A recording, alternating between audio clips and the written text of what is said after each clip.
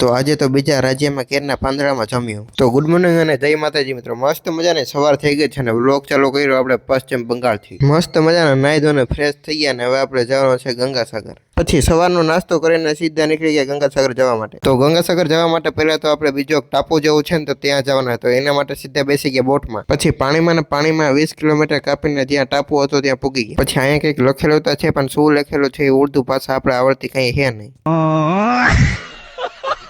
તો હજી આપણે મંજિલ આવી નથી. અહીંયાથી બસમાં 30 કિલોમીટર કાપીને હજી આપણે જવાનું છે. પછી ફાઇનલી ભોગી ગયા આપણે ગંગાસાગર. અહીંયા આપણે સમય હે ને થોડોક 2 કલાક વહેલો આવે, તો અહીંયા આવીને જોઈને તો આપણે હે ને દી આથમી ગયો. ગુજરાત કરતાં 2 કલાક એને સમય વહેલો ચાલે છે અહીંયા. પછી આવી ગયા રાજાસાગરનું મંદિર છે ને ત્યાં. રાજાસાગર અને ગંગાજીના દર્શન કરીને આવી ગયા. પછી બોટ હતી ત્યાં. પશ્ચિમ બંગાળથી નીકળી આપણે મહારાષ્ટ્ર જવા માટે, પણ રસ્તામાં એટલો ખતરનાક વ્યૂ આવ્યો ને કે ભાઈ સાહેબ, મેં મારી લાઈફમાં પહેલી વાર એટલું મસ્ત લોકેશન જોયું. પછી મહારાષ્ટ્રમાં આવીને 4 રૂપિયાની ટિકિટ લઈને આવી ગયા એલોરાની ગુફા જોવા. અહીંયા આવીને જોયું ત્યારે ખબર પડી એલોરાની 16 ગુફાઓ છે. તો આજના વિડીયોમાં બસ એટલું. વિડીયો સારો આવ્યો તો લાઈક, શેર અને ફોલો કરે. મળીએ આપણે પાર્ટ 2 માં.